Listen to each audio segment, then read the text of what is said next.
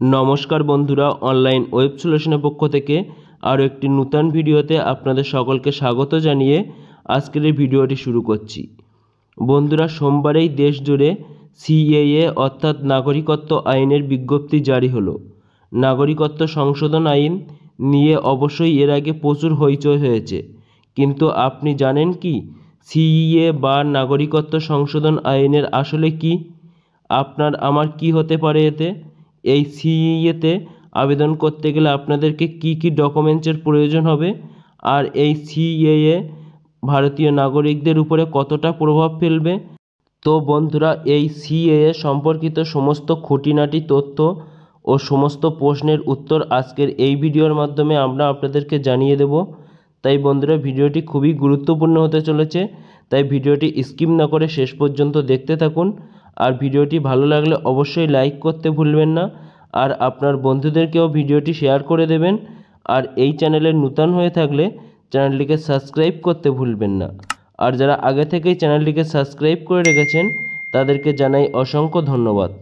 তো চলুন বন্ধুরা, ভিডিওটি শুরু করা যাক।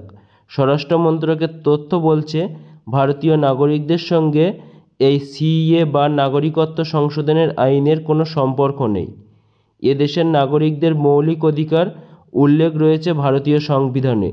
সিএএ বা এই সম্পর্কিত কোনো আইনের অধিকার কেড়ে নিতে পারবে না। এমনকি মুসলিম সহ ভারতের নাগরিকদের উপরে এই সিএএর কোনো রকম প্রভাব পড়বে না। এই সিএএ কাদের জন্য কার্যকর হবে? 2014 সালে 31শে ডিসেম্বর পরে পাকিস্তান, বাংলাদেশ এবং আফগানিস্তান থেকে ধর্মীয় কারণে বিতাড়িত হিন্দু, শিখ, জৈন, বৌদ্ধ, পার্সি ও খ্রিস্টান শরণার্থীদের জন্য এই নাগরিকত্ব সংশোধন আইন। এই তিনটি দেশ বা অন্য কোনো দেশ থেকে আসা মুসলমান সহ অন্য কোনো বিদেশি শরণার্থীদের জন্য এই সিএএ কার্যকরী হবে না। এই তিনটি দেশ থেকে আসা হিন্দু, শিখ, জৈন, বৌদ্ধ, পার্সি এবং খ্রিস্টানদেরকে কিভাবে সুযোগ দেওয়া হবে এই সিএএ থেকে? পাসপোর্ট বা ভিসার মতো নথি না থাকার পরেও ভারতীয় নাগরিকত্বের জন্য আবেদন করতে পারবেন তারা। তার পরবর্তীতে দ্বিতীয়ত, ভারতীয় নাগরিকত্বের জন্য আবেদনের রাস্তা আরও খুবই মসৃণ হবে। এবার আমাদের প্রশ্ন, যে এই দেশগুলি থেকে আসা অবৈধভাবে বসবাস করা মুসলিমদেরকে বিতাড়িত করা হবে? সেটি কিন্তু একেবারেই নয়। কোনো নাগরিকত্বের বিতরণের সঙ্গে সিএএর কোনো সম্পর্ক নেই। 1946-এর বিদেশি আইন ও 1920-এর পাসপোর্ট আইন অনুযায়ী এই সংক্রান্ত সিদ্ধান্ত নেওয়া হয়ে থাকে। বিদেশি নাগরিকদের ভারতে প্রবেশ এবং প্রস্থান সম্পর্কে সিদ্ধান্ত এই দুই আইনের ভিত্তিতে নেওয়া হয়, কোনো ব্যক্তির ধর্ম বা দেশের ভিত্তিতে নয়। ভারতে অবৈধ বসবাসকারী ও যে কোনো বিদেশির জন্য এই দুটি আইন প্রযোজ্য হবে। এবার আমাদের প্রশ্ন, যে এই তিন দেশ থেকে ধর্মীয় কারণে অত্যাচারের শিকার হওয়া হিন্দুরা কি এই সিএএর জন্য আবেদন করতে পারবেন? না, তাদের অন্য ধর্মের বিদেশি নাগরিকদের মতোই আগের পদ্ধতিতে আবেদন করতে হবে। সিএএ থাকলে তারা 1955 নাগরিকত্বের আইন অনুযায়ী তারা অতিরিক্ত কোনো সুবিধা পাবেন না। তো এবার আমাদের প্রশ্ন, এই সিএএর কারণে কি ধীরে ধীরে ভারতীয় নাগরিকত্ব হারাবেন মুসলিমেরা?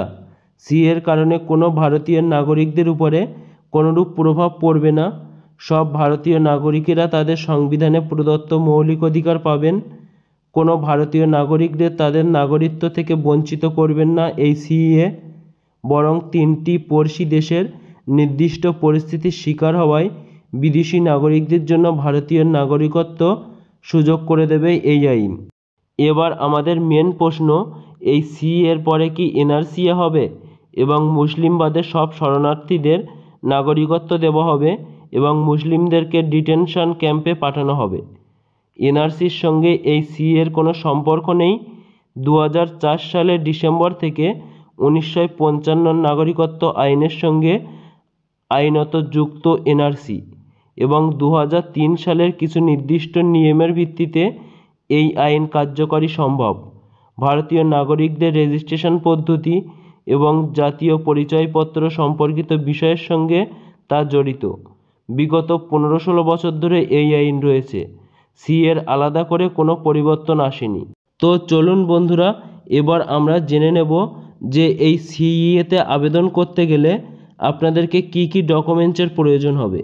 এখানে আবেদন করতে গেলে আপনাদেরকে তপশিলি 1-এর কতে তালিকাভুক্ত 9টি বিকল্পের মধ্যে যে কোনো একটি এবং তপশিলি 1-এর খতে তালিকাভুক্ত 20টি বিকল্পের মধ্যে যে কোনো একটি নথি আপনাদেরকে দেখাতে হবে।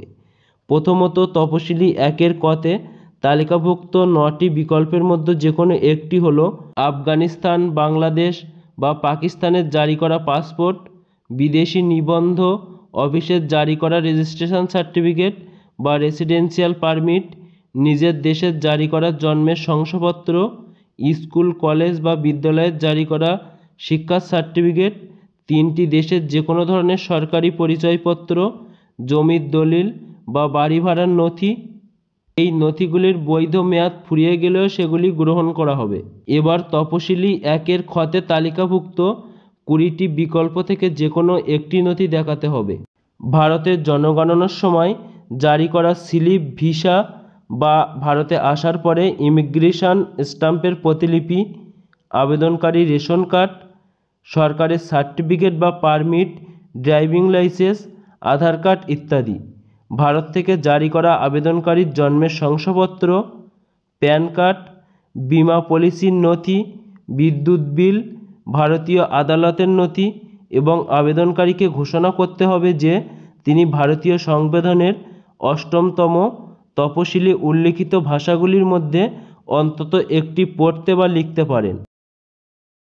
আর কোনো ভারতীয় নাগরিকের কাছ থেকে একটি হলফনামা নিয়ে জমা করাতে হবে।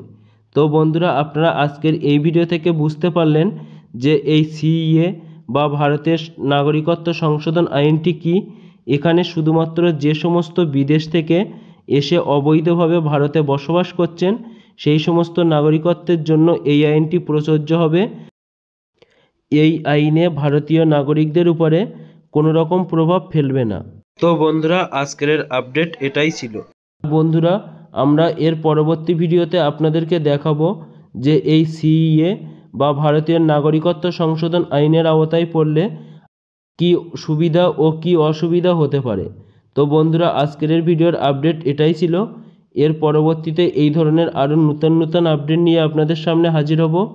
আর বন্ধুরা, এই ধরনের নতুন আপডেট পেতে আমাদের হোয়াটসঅ্যাপ পেজটিকে অবশ্যই ফলো করে রাখবেন আর এই চ্যানেলটিকে সাবস্ক্রাইব করে পাশে থাকা বেল নোটিফিকেশানটি অন করে রাখবেন, কেননা এই চ্যানেলে আসা নতুন কোনো ভিডিওর নোটিফিকেশান সবার আগে পেতে।